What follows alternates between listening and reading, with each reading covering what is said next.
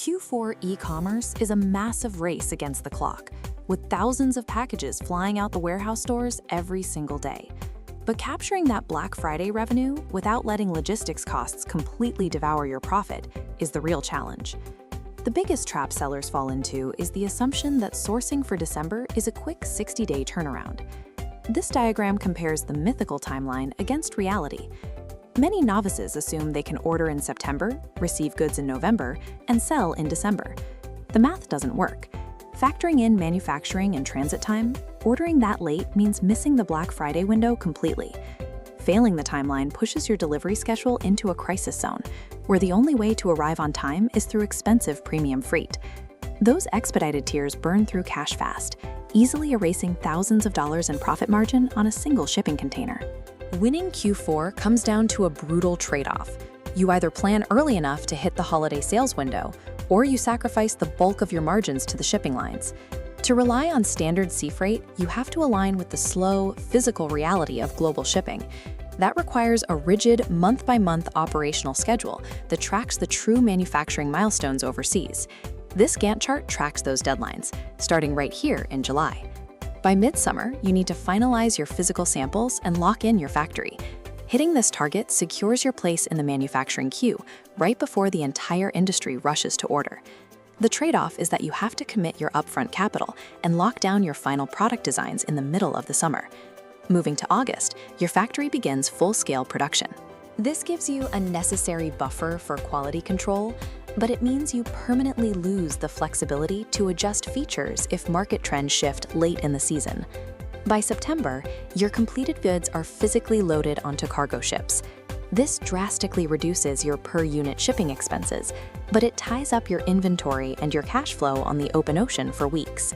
Finally, in October, your products cleared domestic customs and are staged in local warehouses. You're staged ahead of the peak advertising rush, but you do have to absorb early warehousing fees before the actual Black Friday revenue starts flowing. Sticking to this strict 5-month discipline eliminates the possibility of sourcing inventory at the last minute, but it strictly protects your core profit margin. Let's look at what happens when you fail to lock in those critical summer deadlines. This quadrant matrix plots air versus sea freight, mapping transit time against container cost. If you aren't loaded on a boat by September, hitting a November delivery target requires an absolute reliance on air freight. As the y-axis shows, that forces a massive 3 to 5 times increase in your baseline shipping costs. Rushing physical inventory across the globe on an airplane requires a much faster and drastically different logistical infrastructure. That air freight multiplier translates to thousands of dollars per container thrown away, simply to compensate for poor time management.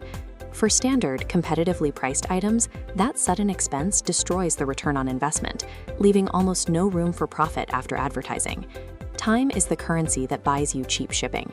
You either pay early with careful summer planning, or you pay late with your Q4 margins.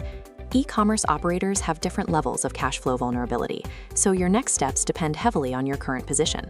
This scorecard lays out the recommended actions and margin impacts based on 3 distinct business realities. First is the bootstrapped beginner, who operates with tight capital and is highly vulnerable to cash flow disruptions. The directive here is strict.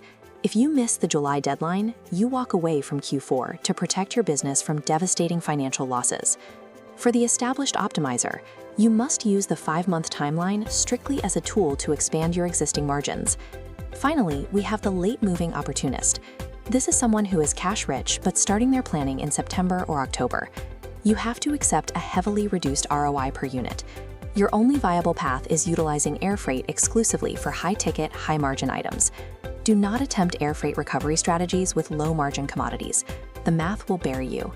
Preparing for Black Friday is a test of strict operational scheduling that begins months before the first customer clicks buy. Stop looking at November as the start of Q4. The profitability battle is won in July, and your logistics must mathematically align with your marketing ambitions.